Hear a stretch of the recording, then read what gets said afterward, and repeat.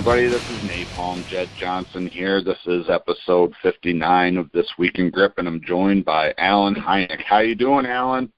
I'm real good. How you doing?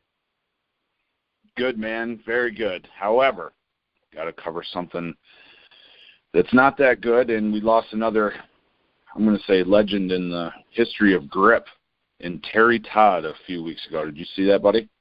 I did. I saw that. Yep. That's a shame. Yeah, and I, in the last episode there, I did a recording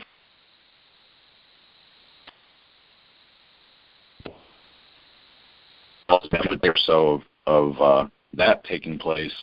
We also lost Terry Todd, so what I thought I would do is I have some screenshots from a post that Bert Sorin put up about Terry Todd.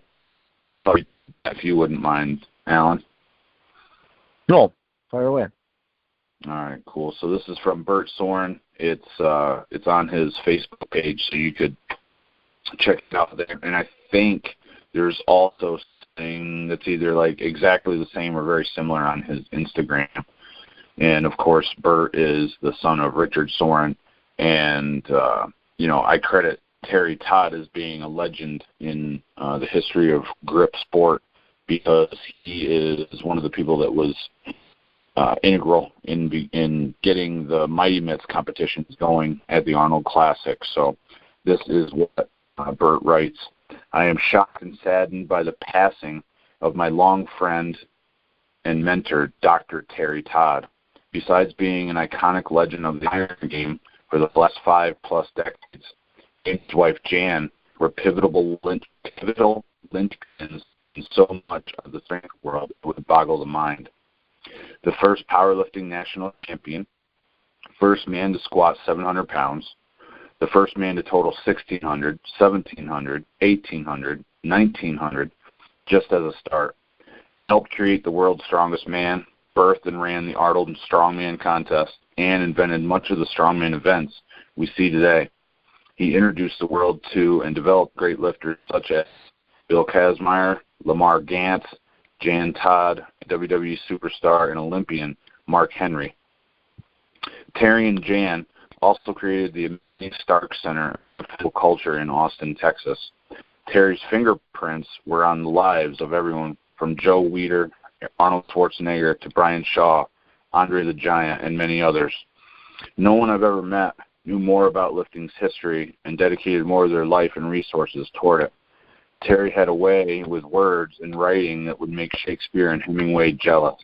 He had a demeanor that was gentle but nudging, always challenging those around him to improve beyond their capacity and potential. He and his wife, Jan, are and always will be national treasures of the physical culture world. I can never thank them enough for the time and teaching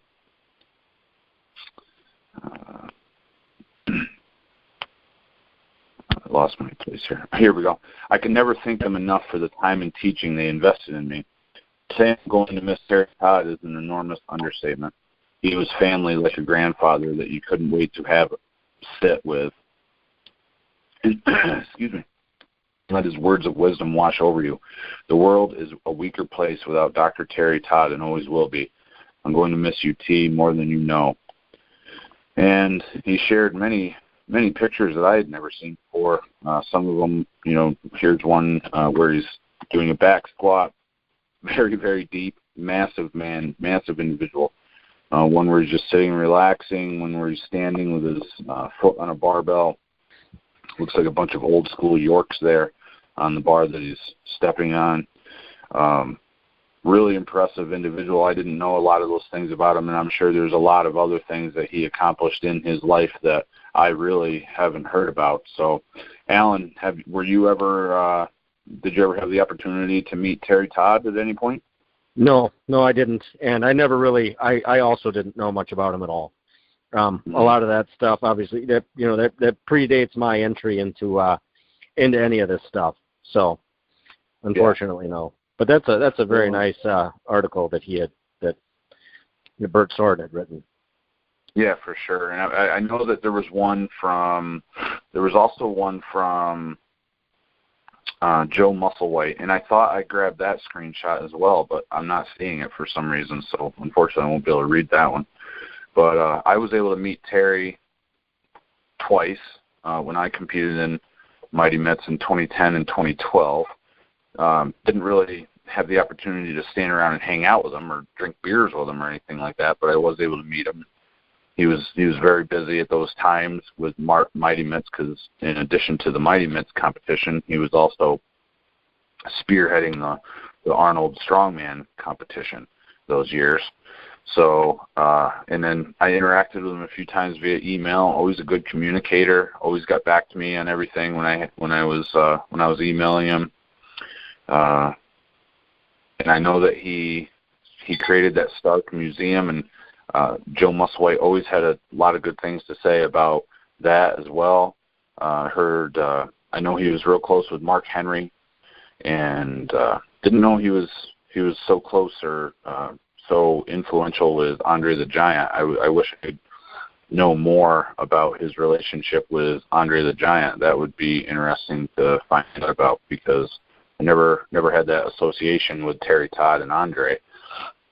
But if you watch, I do know that if you watch some of the old, like original strongman competitions, you'll see Terry Todd with basically a reporter with a microphone interviewing Terry Todd. So he has been involved in a lot of things over the years. I didn't realize that he was like in the original powerlifting national championships either. So there's a whole bunch of stuff that he was involved in that I had never uncovered before. Yeah, that was an interesting write-up. That was really neat. I'd never heard many of those things either. So that was real interesting. Yeah. So I'm glad that Bert put that up, and I'd be willing to bet there's probably like a Wikipedia page for Terry Todd with as long as he's been involved in the Iron Games. So if anyone's interested in learning more about Terry Todd, go ahead and check that out or check out the website for the Stark Museum. I'm sure there's lots of information out there. And very sorry to hear of his passing and thinking of Jan, in this time. I'm sure it's very, very difficult. A real quick Google search here brought up he does indeed have a Wikipedia page, and also one of the search things was Terry Todd and Andre the Giant. So must be some strong correlation there. Yep. So That's just cool. Plugging in his name brought that all up. Yeah. That's pretty cool. Yeah. So there's the intro for the show today, guys. Before we forget, I do invite everybody to subscribe to the channel. Altogether, the channel has 9,200 subscribers at this point, gunning for 10,000. Also, I ask everybody to like the video if you enjoy it. Help promote the video, get it in front of more people's eyes. And after all, the first rule of grip sport is you tell everyone about grip sport. And the more that we get this kind of thing in front of people, the more the sport can spread and grow. Speaking of spreading the sport and growing it, Alan, we went to Syracuse this weekend, and I ran what we called the Northeastern Grip Challenge, and I thought maybe we could talk about that a little bit today. Yes, it sounded like you had a pretty decent turnout.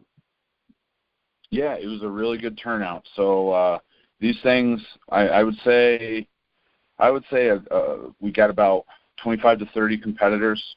Unfortunately, I don't have my info sheets right here with me because when I got to Luke's house last night, it was like 11:15, pouring, and I just jumped in my car and left. So hopefully I'm going to be getting all that stuff out of his truck sometime later today.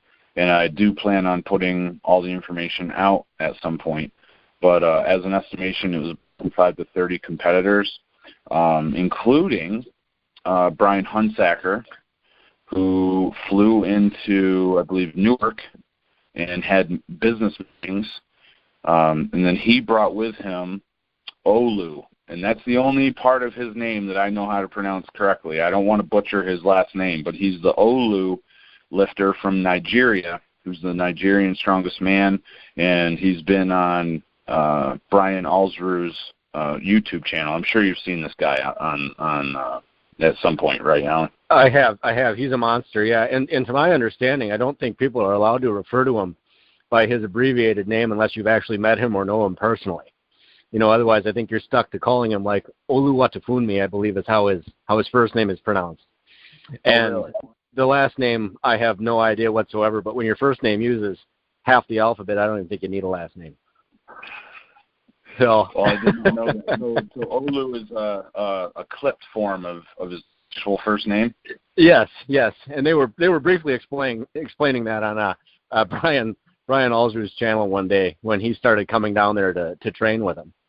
So it was just a neat little background about it. But yep, Nigerian's strongest man. He's a beast.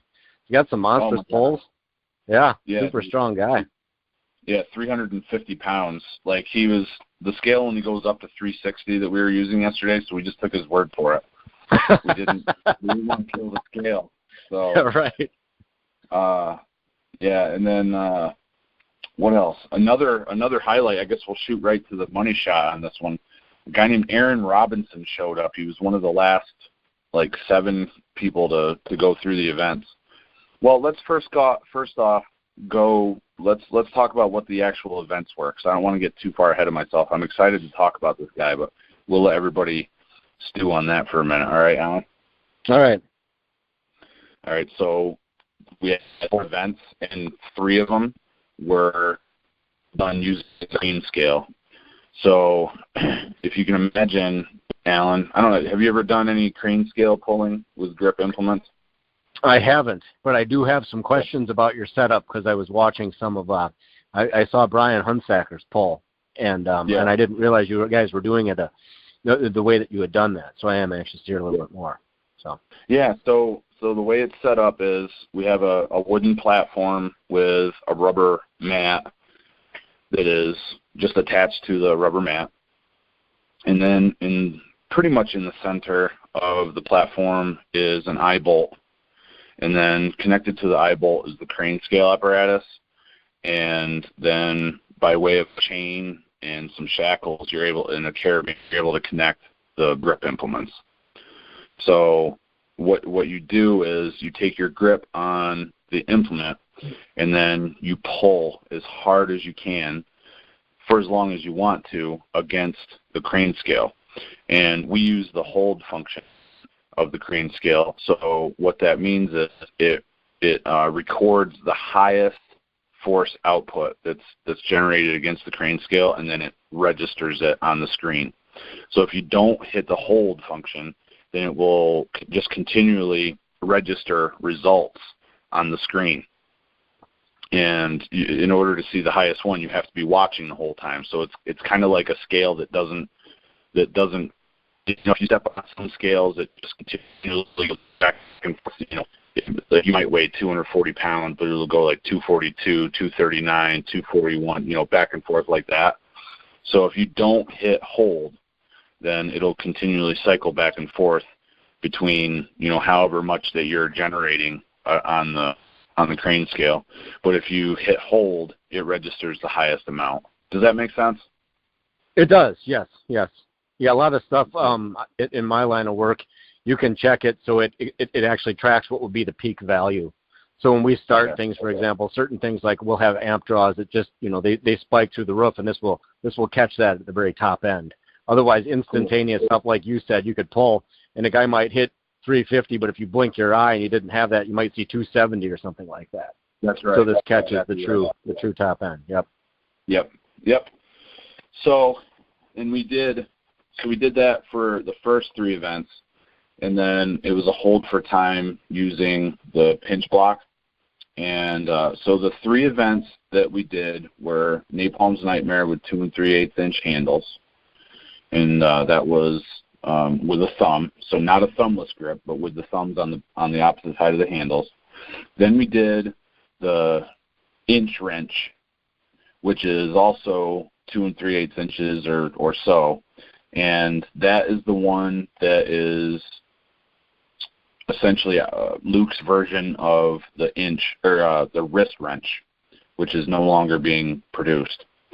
So it's the one where the straps lie on the circumference, the outside of the handle, and causes a spinning action as you're pulling on it.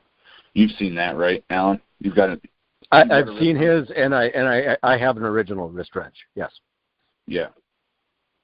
And then the last event that was used on the crane scale was the shallow inch pinch, which is basically it's an inch pinch, but it's got a plate, so you got a stopper there, so you can't tilt it very far. You're not able to tilt it very much at all with the shallow inch pinch. And that one came out after the inch pinch. So I don't know if everybody's familiar with that one. Do you have one of those, Alan? Yes, I'm just to get you a measurement right now. Your pinching surface on that it's 1 inch literally. So whereas on the standard inch pinch, what is that? Is that not like 2.5 inches? Is your pinching surface? So this is a much shortened one. So it'd be a more difficult lift, but I think you probably get more consistency with it too when you're pulling on with that stopper plate. Yep. So we would go through those 3 events, and then they would do the hold for time with the men did 30 pounds added. So there were a lot of efforts where the guys got 30 seconds and above, and then the women did 20 pounds added. So we only had 2 women that went through the competition. There were a couple others that wanted to, but one was, I believe, a local girl that is interested. She competes in MMA or something like that, and she was working at the Chevy booth that was at the fair, and she had said that she wanted to come over at lunchtime, but I never saw her. And then another lady was in the arm wrestling competition, and she actually won the women's division the last time I was up there running something like this. And I don't know where she went. I don't know if they had to leave or what, but I didn't see her. She didn't come. So we only had 2 ladies out of the group, but like I said, we had like 25 or so men. I forget what I was going to, Alan. The event. So I said that it was 30 pounds added on the pinch block, and then 20 pounds added for the women. That was for the pinch block hold or for the inch pinch? For the pinch block. Okay. Hold. Okay. Yeah. Yep. So 3 connected to the crane scale, and then 1 that was actual free weight. And the way that was done is once the pinch block left the ground, the time would start, and then if it slipped out of their hand or if they set it down, time would stop. Okay. So it was pretty nice. It was also going on right alongside a WAL arm wrestling tournament, which is how we've had them set up at these Syracuse events, is the arm wrestling and the grip go on at exactly the same time within pretty short distance of one another. It was awesome. It was outside. It was a beautiful day. There was a nice breeze. It was manageable, temperature. It wasn't like 115 degrees out. I don't know. It might have been 80, but there was a nice breeze. And everything was real nice. So first thing I did, we got there about 10, and I threw sunblock on and started drinking water, and somehow I managed that was enough for me not to get sunburnt and not get super dehydrated. However, I only took a leak 1 time the whole entire day, from like 10 to 6 o'clock. I only went to the bathroom 1 time. So I must have been just sweating out sweating. some fluids. Yeah, dude. My shirt didn't seem soaked, but it was breezy, so it must have been actually the sweat must have been doing its job and evaporating, which was pretty cool. It's always nice when that happens, instead of just running down your body, dripping all over the floor, and then causing puddles that you slip on. So it started out, kind of slow. I think we started with 1 person going through, and then we'd have 2 people going through. And the thing that brings people into this, Alan, has nothing to do with promoting it on Facebook or Instagram. Like, you're not going to reach anybody that's going to that car show, all right? So what was going on is it was the Syracuse car show. I left that part out. That's pretty important. So there's thousands and thousands of people around the state fairgrounds of Syracuse in order to look at all these old vintage cars, man. Like they were doing burnouts, and you're hearing horns and these really loud engines and stuff. I'm sure it was a great time for people who like that stuff, because there were thousands of cars, like tens of thousands of people and thousands of cars. So that was it enabled an opportunity for a lot of people to be coming by our booth, and they were drawn in because the arm wrestling is so loud, both between the music and the commentary that goes on. It's quite a spectacle. So we were able to bring people in to the area. But no one, almost no one that went through the competition, especially the non-arm wrestlers, had any idea that there was going to be a grip competition there, and knew not one thing about grip.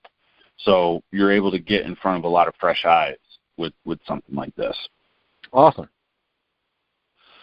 So basically, the way that you get people to do it is you got to get at least one person to do it, right? So once one person goes through, my objective there is no matter what number they put up, like they just did something awesome. They just did something great. First off, they really did, because they had the balls to come up and do it. Right. So, but you got to reinforce it. So the next thing you got to think about is people don't want to walk by and see someone getting yelled at, because like, even if I'm saying, yeah, come on, dude, let's go, something like that, they're not going to know what the hell's going on. So you got to say stuff like good job, things that reinforce positivity, and then people want to come over and see. And you got to get people to smile and show that they're having a good time. And then, so you might start out with one person that has the guts to go through it, but then the next thing you know, you have 3 people that are signing up to do it next. And that's pretty much how it was the whole day. So I would look around the crowd in between attempts, and I'd say something like, "You're next, buddy." So I would. That's hilarious. That's what I did the whole time, man. Like, seriously, it started at noon. So they did the national anthem at noon, and then we started immediately after. It took like 10 minutes for someone to sign up, and all I'm doing the whole time is, "You're next, buddy. Hey, you're up next. Come try this stuff out," and it works. The only bad thing is, before I knew it, it was like 4 hours gone by, and I hadn't sat down all day, and I drank water, and Adam Culver, who trains with Luke all the time in arm wrestling, that was bringing me beers. I didn't have to pee until 4 o'clock. It was insane. Never sat down. It's just you're thinking beers, and you never have to take a leak, huh? Yeah. Jeez, I have one of those. Out comes like a gallon after that. I don't know what the deal is. I know, dude. Well, I think I started off a little dehydrated from the beginning. Like Brian Hunsaker and Olu came over to where we were having dinner on Friday night, and we hung out there. And I don't know, I probably had we had 3 pitchers, so whatever. There's like 4.5 beers in a pitcher, if you ask me. So I think that's pretty close. Yep. Yeah. So figure Adam was talking a lot, and I was sitting down mostly, so I would end up with like the last half beer. So 2.5 times 3 is 6, like 8, maybe 8 beers I had. So, I went pee a couple times there, but I never replenished my fluids. So I think I started off Saturday a little dehydrated. And so that helped out, so I didn't have to constantly be running to the bathroom, because I drank nearly a gallon of water, and you would expect that you'd have to go to the bathroom a lot. But between the breeze, sweating, evaporating, all that stuff, and already being dehydrated, I just didn't have to leave the booth much. But when you're constantly doing it, when you're constantly running the booth, the time goes by real quick. So when I look down and I see that it's 4 o'clock, I'm like, holy cow, this is crazy. Spent a lot of time with Brian Hunsaker. I would say that he and Olu were there for probably 2 hours the day, of the meet. So that helped time go by. I saw Ryan Thomas, who is a local Syracuse lifter, and he's been to a handful of my grip competitions. He stopped by. Now, dude, it's like $20 to get into the car show, and then we charged $5 for the entry fee for our event. So he basically came in. He waited his turn until, like, the group of people that were going through the contest got done. Then he went through, hung around for maybe 10 minutes, and then left. So, that's an investment of $25 for, like, less than an hour. And probably most of the time that he was on the property, he was walking from parking lot to the venue and then from the venue back to the parking lot, because I can't tell you how big this place is. Like, Brian said that he had to walk a mile just to get to the gate to enter the car show. Oh, so, wow. It's huge. It's really huge, dude. I can't really – it's hard for me to describe how big this place truly is. There's like – when they do the state fair in September, there's going to be over 100,000 people at this place. And that's insane. Yeah, dude. There's just spots that are like barren parking lots. There's like lights there, and that's it. Dirt spots where that are probably like 10, 15 acres large that are just packed with cars for the state fair in September on Labor Day, on the Labor Day time period. So they were empty during the car show because you don't get as many people, but you're just spread out all over the place. So the point there is Ryan basically came up to do the grip contest and then left and had to spend $25 to do so. So I really appreciate it. That's good dedication. He was injured for a while and is now back in pretty good shape. He's been training with Joe Sullivan a couple times, who's also a Syracuse guy. He wasn't able to make it because unfortunately his grandmother passed away. Like Friday. Sorry to hear that. Yeah, it's too bad.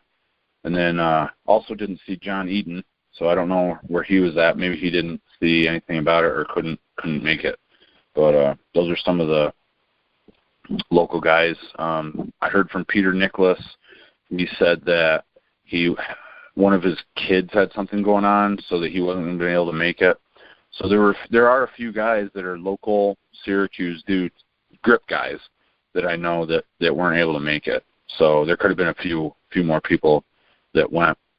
And the cool thing about this was we got it all sanctioned through Grip Sport International. So the people that win the weight classes are going to be qualified for nationals in June of next year, which I presume is when nationals will be. It hasn't been decided yet.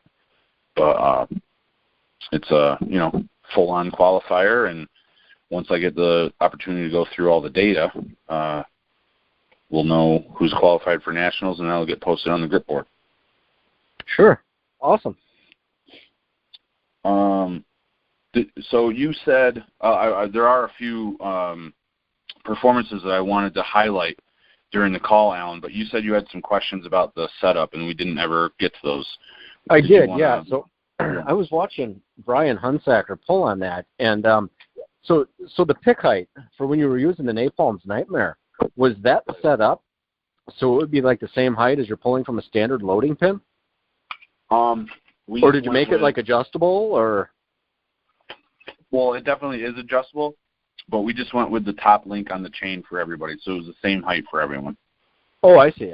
Okay. Mm-hmm. All right. That, and I was wondering, go ahead. If you connect to a different spot on that chain, you will get a different number depending on where you're strongest at. So for me, optimally, I would pull from a lower position, and I would get a higher number. Yeah. Slightly higher. Okay. Slightly lower for me, I get a higher number. If I start from a higher position, it's usually a little bit lower, and the difference can vary like 15 to 20 pounds. Oh, that's strange. I would think if you were, like the way my mind works, if I was in a more upright position, right, I would think I would be able to dump more into it. Maybe that's not even freaking close, but that's just how my mind works. Maybe that doesn't apply to. I always thought that too, but for some reason it's just different for me. The only thing I can assume on this is that when I'm lower, I seem to have a better lock on it with my wrists. And by the time I get to that higher position, it feels like I get nothing from my wrists. So it just seems like I'm getting a better number because of that wrist engagement that I'm able to put into the pole. Interesting. Okay. Yeah. Huh. Never looked at it like that. All right. Yeah. And plus, it's just easier to connect to that very top link. It was, that was another factor too. Go ahead, buddy. Sure. No, I didn't know if you were varying it, for like a taller competitor versus a shorter one, or what your number was, or like I said, if you just went from like a standard, whatever the standard height loading pin is. So okay. Well, that covered that. And like maybe in the future when everybody owns a crane scale along with their grip implements instead of buying weight plates, they'll be able to figure out their best pole height and we'll be able to use wherever is the best pole height. I wouldn't have a problem with that either. Yeah. Yep. Need a bit bigger data set to figure all that out. More time. Sure. Experimenting. Then I didn't realize that your crane scale had that remote display on it. The ones that I'd seen, it was always like right on the thing. So I thought, well, that's got to be a pain in the ass. What if it like twists when somebody's cranking away, But that's a good setup. Oh.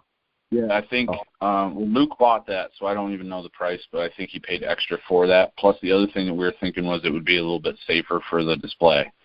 So. Oh yes, absolutely.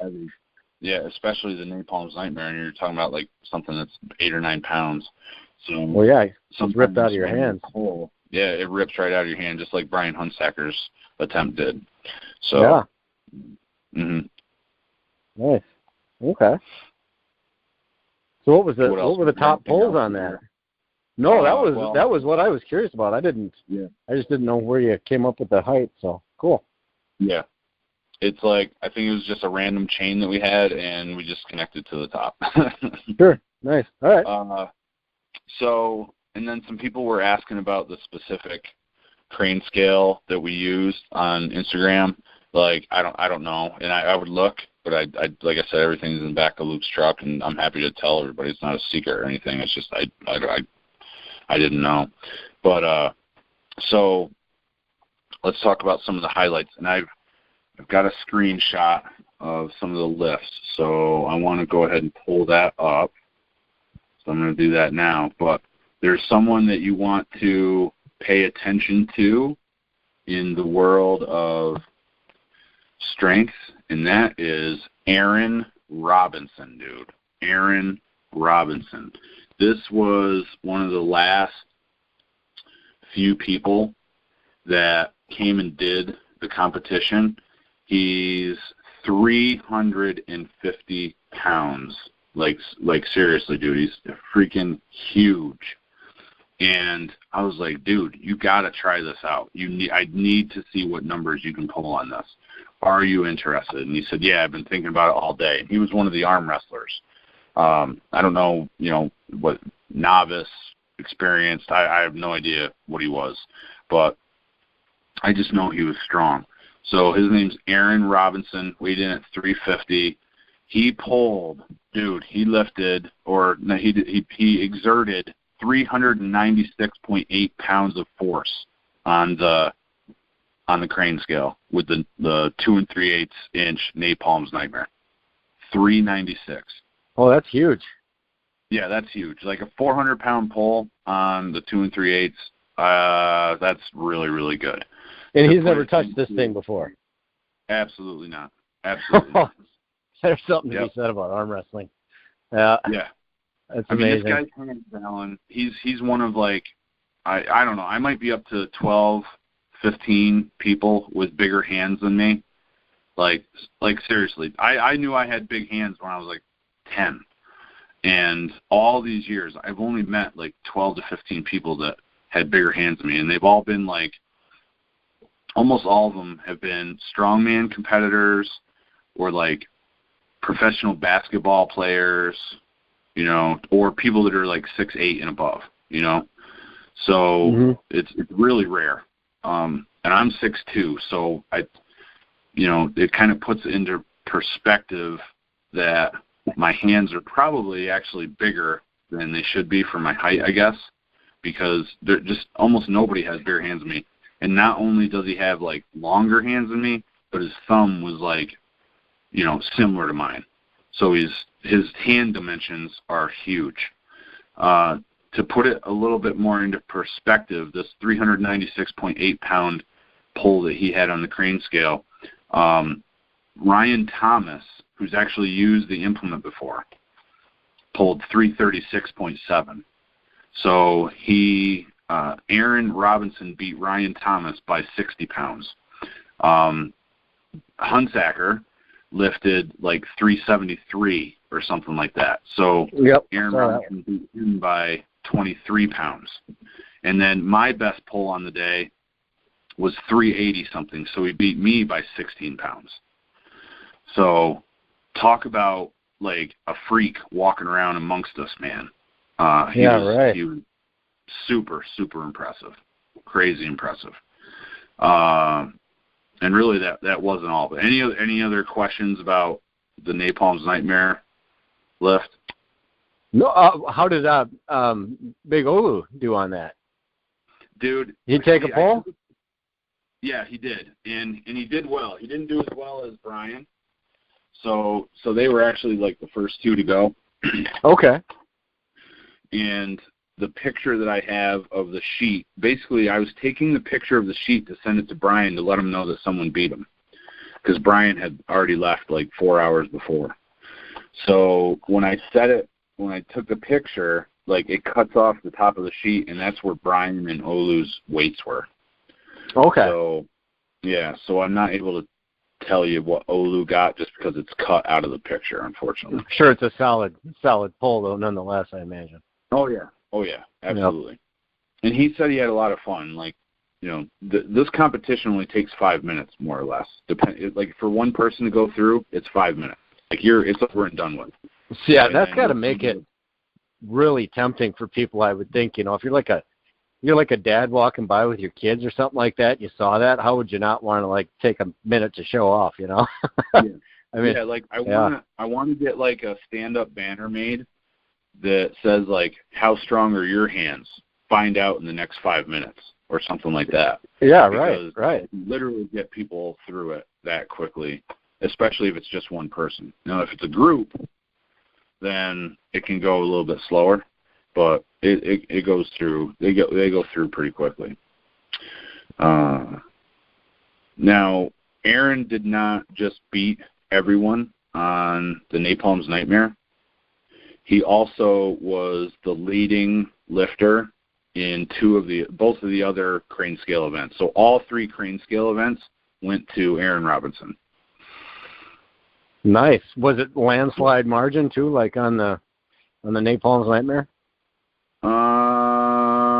Yeah, pretty much. So I think Brian got like 44.3 or someone got 40. No, it was an arm wrestler that did it, and I can't remember his name, but he got like 44.1, I think, on the shallow inch pinch, and then Aaron got 44.5. Which nice.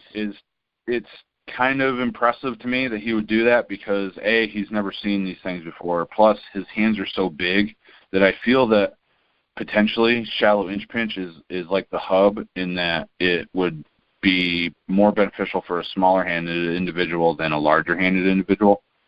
And I mean, he's still. I think he got he got 44.5 on his first attempt. I gave everybody 2 attempts, so he wasn't able to eclipse it on his second one, but he got his best one on the first pull, first time he ever pulled it.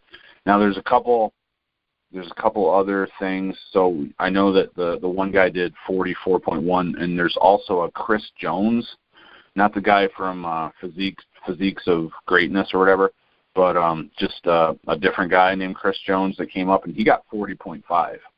So there were only 3 or 4 that got 40 and above. Okay, nice. Yeah. And then the last one that really blew me away, and like I was like bugging Luke in between his left-hand arm wrestling matches to tell him about this. Aaron lifted 115.7 or 9. It's hard to tell on the sheet, but on the inch wrench, 115.7 7 or 9. Oh, So when I didn't hit a lot of pulls on it, but I got like 95 or something like that. And I think, it seems like somebody else. There must have been. I think there was one other person that got over 100, but I mean, Aaron just totally blew them all away with that 115. Isn't that amazing? Yeah, that is. That's a huge number. Yeah. Gosh, I'm just thinking about numbers and that's pulling against the crane scale, but thinking about like the other, what is it, Justin Majors? I think with weight on, he's in that ballpark. Those guys are like in a league of their own. Nobody's getting numbers like that. So yeah, that's huge. Yeah, dude, for real. And then to show his level of expertise across all, disciplines of grip, he came in second in the pinch block hold. So Brian did 77 seconds, and then Aaron did 73. Nice. Yeah. Nice. The next highest was in the 40 seconds. Oh wow. So, and this, yeah, for a guy that's never even seen this stuff before, and he walks up and just smokes it like that. That's insane. Well, there's something to be said. He probably could have held the thing longer if he hadn't just, blew everybody away on all the other lifts. Right. So yeah, amazing. Yeah, and he was like testing out different joint angles during his attempt. Like he was kind of like rotating it slowly into a new position. So he'd go like pronated and then neutral and then supinated with his grip throughout his attempt. Like when you change the angles like that, when you put like some of your supporting muscle groups under tension to work something into a different angle, like you reduce your time. So he's trying to find the best position, and in doing so, both helping and hurting himself at the same time, because I think he ended up gravitating back to where he started. Wow. No, that's amazing. All of that with a 5-minute time cap or whatever. That's just, that's insane. He's on Instagram. I followed him, but I couldn't see where he followed me back. So maybe I didn't make as good of an impression on him as I would have liked. But I did get a picture with him. The problem is I didn't, I went in and followed him, but I didn't dedicate to memory what his Instagram name was. So it was like a bunch of initials. So I'm going to have to look through I don't know if there's a recently followed section on my Instagram, but I'm going to have to try to find it because I don't know what the heck his name is on Instagram. Yeah, that's one problem with that. People, you can mask your identity pretty easy on there with what you put. It's not like a Facebook search or something like that. So, wow. Yes, as you and I have found out recently in a private conversation, sometimes identity can be changed dramatically, and you get mysteriously blocked by people who you never had any negative interactions with. But that's another conversation altogether. Yeah. I'll tell you, Alan, for something like, a grip contest on soil where you're interacting with people who have no idea what they're doing, who don't know what the techniques are, I mean, I think this is the perfect way to go with these grip boosts. There's just so much to be aware of technique-wise, and, people have to lift something up off the ground, then you have to worry about them dropping on their foot or hurting their back, blah, blah, blah. With a crane scale, dude, you don't have to worry about any of that. It's really awesome. And, I've let kids go through before. Like I said, both men and women had kids go through, and, everybody always has good things to say. It's fun. They love it. So if anybody has a crane scale or wants to buy one, put on a grip contest, especially something where it's just an introduction of grip to a lot of different people. I think this is a great way to do it. It's a fantastic idea because there's no such thing as a failed lift when you do it that way. Everything's a win. It's like those I don't know. You must have seen those grip type machines back in the day where you squeeze it. It's got like those light things that go up. You'd see them in like arcades or even at like a restaurant or something. Once in a while, it'd call you different things. But like wimpy, girly, or whatever. Yeah, but you get an instant feedback. But it's not like running up to something. Like if you'd have brought the inch dumbbell with you, I mean, what kind of hit would that be? Nobody's going to do anything with that. Right. It's just going to sit there. So this is a much better way to introduce people. And you could even, I mean, with even a bigger turnout, you had a solid turnout. But you get friends going back and forth trying to get the better thing. That's how it always was with me and that other stuff growing up. One up on the next guy. So for sure. Yeah, and we even thought about that. Like if we saw a group of guys, for instance, coming around, we were thinking about saying everybody pays $5, but the guy from the group who wins would get 10 back. We even thought about doing that. As it turned out, we really didn't have that type of situation going on. Like there weren't big groups of people, period, that came through. It would be like a dude all alone or two buddies walking around or a man and wife walking around. So we weren't able to employ that strategy, but we might be able to at one of the different shows. So we've gone up and done a show that they call the Man Show, which is all indoors during cold weather. And there was a lot more groups of like college-aged guys who were like talking smack with one another. And I think that those shows would be better situations, better suited for that kind of a wager type thing. And then that way, you can have bragging rights over your buddies because you beat them in the grip lifts, So we thought about doing that, and we'll probably end up doing it in the future when we have the opportunity.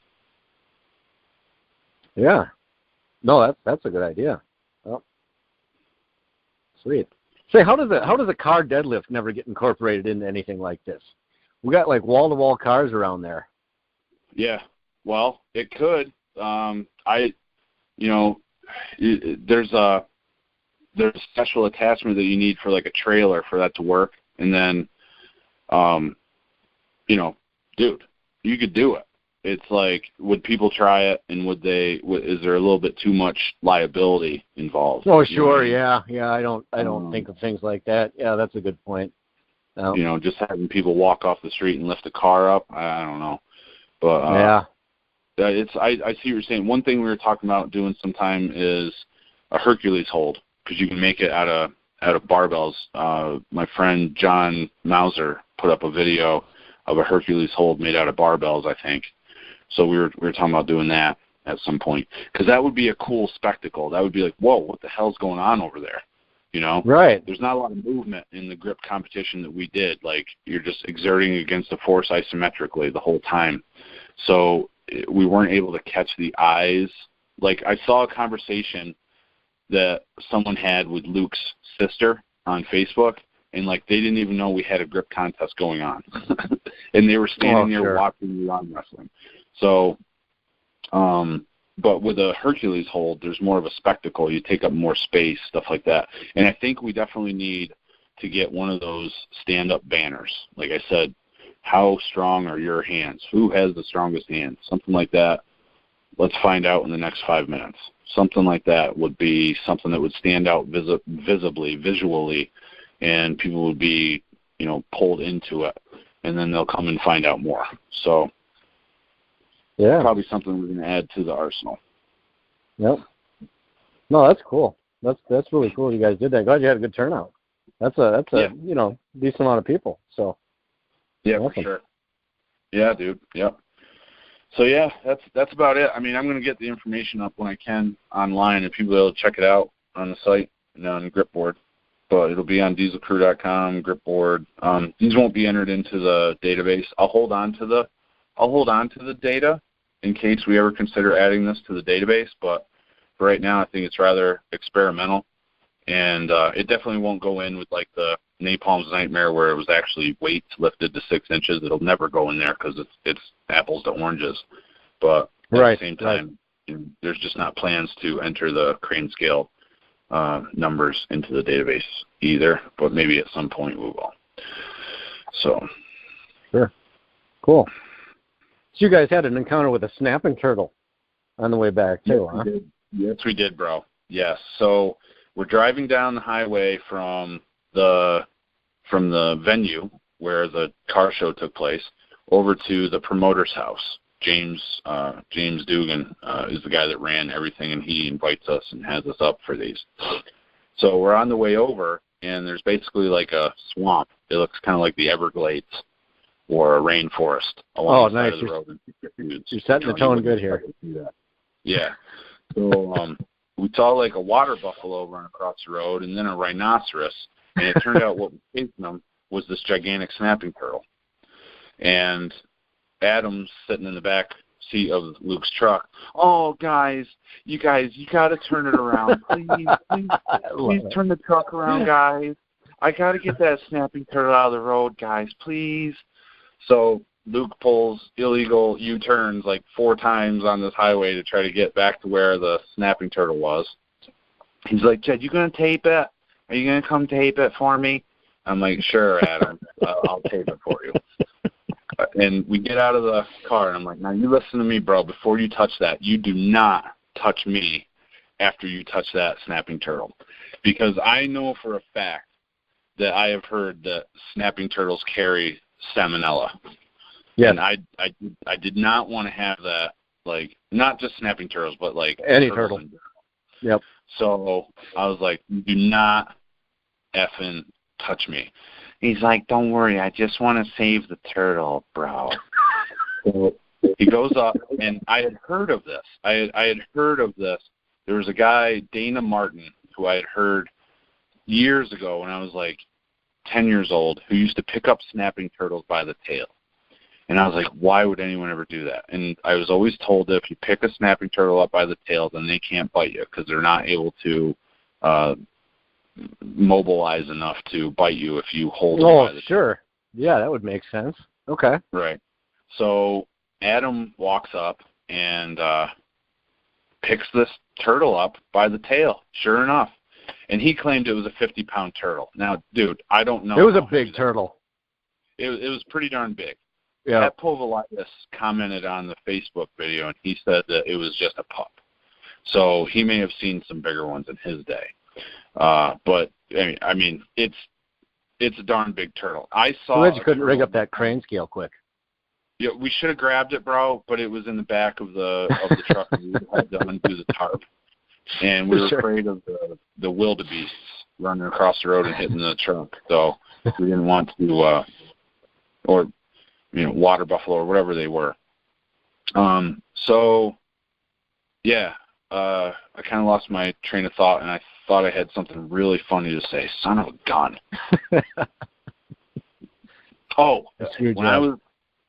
When I was probably college age, so 19 to 22 or something, I found a snapping turtle in my yard that was probably the same size as the one that Adam picked up. And I was so excited about it that I scooped it up with a shovel and put it inside of a tub that you would use to hold a keg of beer. It's like a laundry tub or something like that.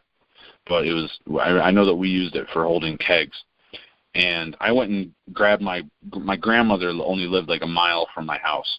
So I went and picked her up and brought her down to see this, and she could barely walk. Like it was like the only time she and I ever did anything just us together ever in my life. But I remember that to this day. It was damn big. And so I picked it up with a shovel to put it in. There was like a snow shovel, and I turned the handle around and put it in front of that turtle's face, and it snapped. It did. I'm not going to tell you that it like bit the handle in half. All right, I've heard tall tales like that, but it definitely snapped that. I would not want to have my hand in front of these turtles. Right. I don't know how much flesh it would cut off, but I'm sure it wouldn't feel good. Plus, I'm allergic to salmonella and staphylococcus, so I don't want that stuff anywhere near me. But back to Adam, he picks this thing up and he's posing with it for what seemed like 20 minutes, and I'm like, geez, dude, just get it off the road, Adam. Come on, let's go. And then Luke has to like poke it with a like some fern or something like that, like a cattail that he grabbed out of the rainforest. I'm like, why are you picking on it, guys? Let's go. Let's just. I'm like, I'm getting nervous because I'm thinking Adam's going to get his shin bit off or something like that. Oh man! But he was loving it. And then at one point he set him down, and like the turtle started doing like donkey kicks at Adam. And I'm like, dude, you're gonna get scratched. He's gonna scratch it because I know they have claws because I picked up like painter turtles, as a kid. We used to catch those in this one pond in town and bring them home and stuff like that. They have claws, and eventually I'm like, let's go, guys, come on. So he dropped him back into the swampy area, and we got the heck out of there. But yeah, that was definitely a lot of fun. I didn't know that Adam was such an animal activist, but I've seen turtles bigger than that hitting the road with their shells popped and guts everywhere. You know what I mean? So I've kicked. I will not bend over and pick up a turtle. I don't care. I don't care what kind of turtle it is.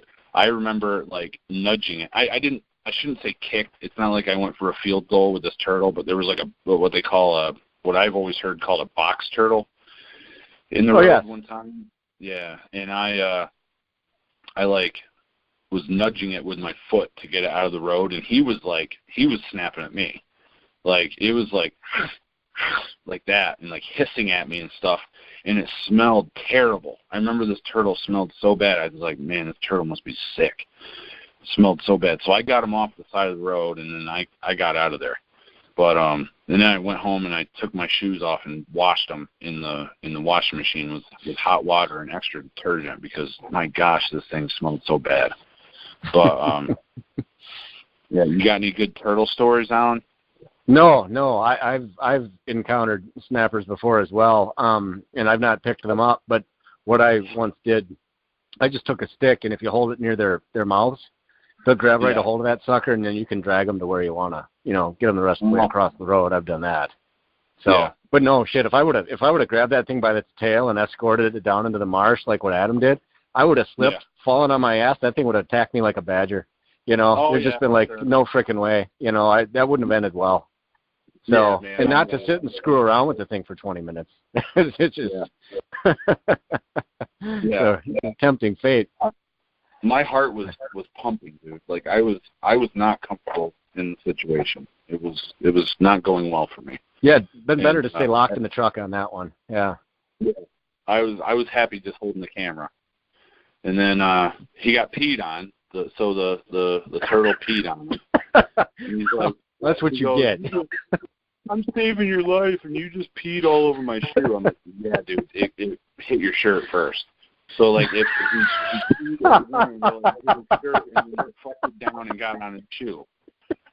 So. It hit your shirt first. Dude. You can't see it in the video because the sun's wrong. The sun's, like, setting behind Adam, so you couldn't see it, but, like, standing there, I could see it, like, ricocheting off his shirt. Awesome.